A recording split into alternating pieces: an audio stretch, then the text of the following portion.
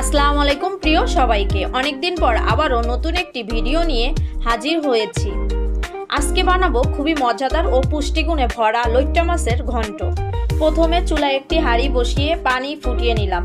ফুটন্ত গরম পানিতে লইট্টা মাছ দিয়ে ঢাকনা দিয়ে কিছুক্ষণ সেদ্ধ করলাম। তারপর মাছগুলো তুলে কাটা বেছে ব্লেন্ড করলাম।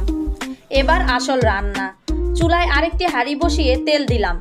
আস্ত রসুন, কাঁচামরিচ, টমেটো, পেঁয়াজ, রসুন, আদা বাটা দিয়ে ভালো করে নেড়ে নিলাম। তারপর লবণ, হলুদের গুঁড়া, মরিচের গুঁড়া দিয়ে সব মশলা ভালো করে কষিয়ে নিলাম।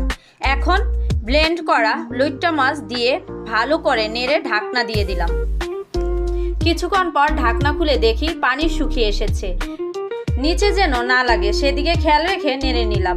তারপর ধনিয়া পাতা দিয়ে ভালো করে নেড়ে নিলাম। ব্যাস, তৈরি হয়ে গেল আমার লইট্টা মাছের ঘন্ট। খুবই সুস্বাদু একটি রেসিপি, একবার ট্রাই করে দেখতে পারেন। সবাই ভালো থাকবেন। আল্লাহ হাফেজ।